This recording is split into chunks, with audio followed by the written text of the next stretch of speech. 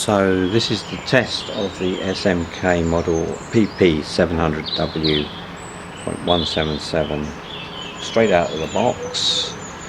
So I'm just going to load it up now and fire some shots through on the chronograph to see what sort of velocity we've got without any adjustments to the gun at all.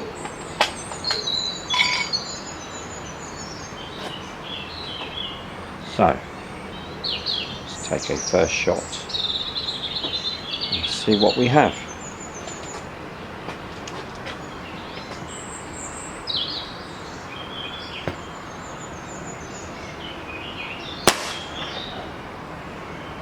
Four, 6, 7.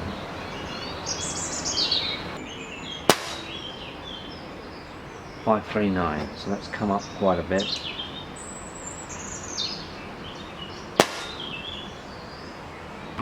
477. I would guess that the regulator is going to settle down after quite a few shots. Everything's going to be a bit tight.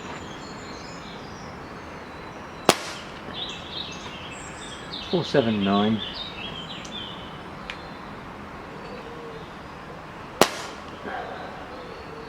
483.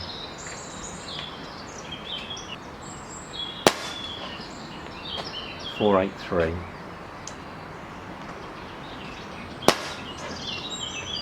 476.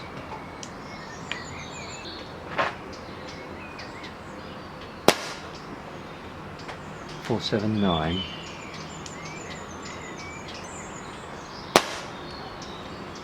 480. So it's around 480. 479 seems to be around about where it's shooting. I'll take an average of that and check that out. So I'm using Air Arms 8.44 grain pellets in this to test. Okay, so to conclude the chronograph test of this SMK model PP700W out of the box, you could see that we were getting about 470, 480 feet per second with Air Arms 8.44 grain pellets. This seemed to be consistent after a while, and then what I did off camera is I refilled the air tube up, the air cylinder up to about 180, and then went back outside and took some more shots, and the consistency, well, the power went up slightly to about 513, 520, and I took about 20 shots. So I think what we have here is a situation where the regulator was probably just settling down, as they do when the guns are new, and we were getting a low reading initially, or a lowish reading, and then after a refill we had a much higher reading. So to conclude, the feet per second seems to be about 510 to 520, which equates to about 5 foot-pounds. So I'm happy with that. So the next video I hope to do is just an accuracy test. So we'll take some shots outside on a target to see what the grouping is like.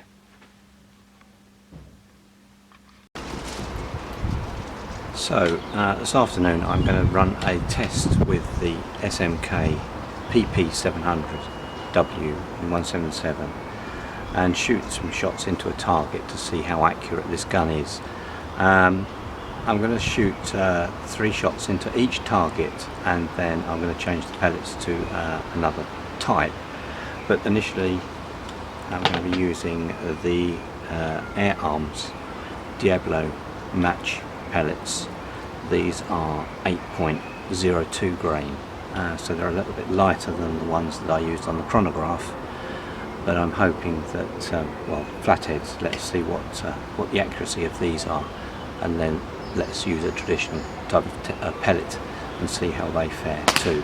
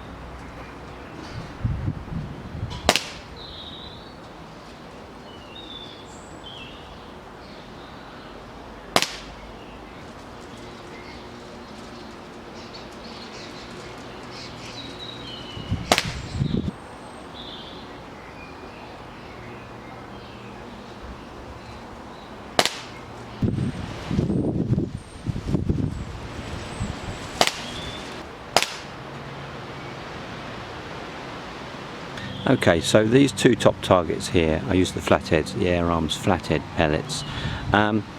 These were the first, this was the first group that I shot, a little bit wider than the second group, as you can see there. I'm assuming that maybe this is due to the regulator just settling down after first being shot. Now the second two groups, at the bottom here, I was using the Air Arms field target pellets, the 8.44 grain. Again, okay, it's not on the centre, but we don't worry about that. We're just interested in the actual pattern that we're getting.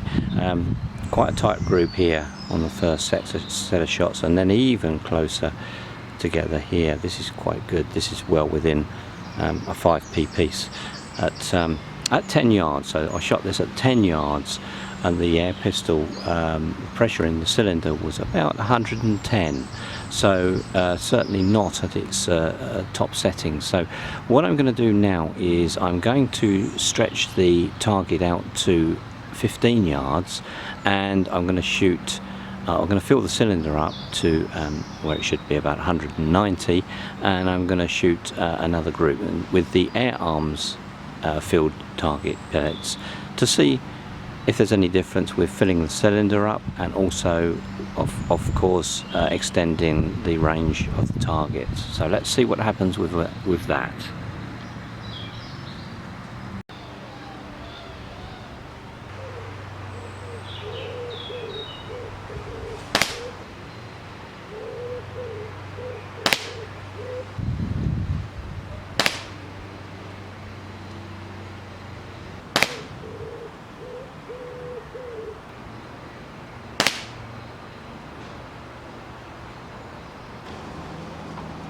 Okay, so after the accuracy test, I'm just going to shoot a few shots now through the chronograph again. The air cylinder is around 190, so with some Air Arms 8.44 grain pellets, let's see if the velocity has changed since we last started this test.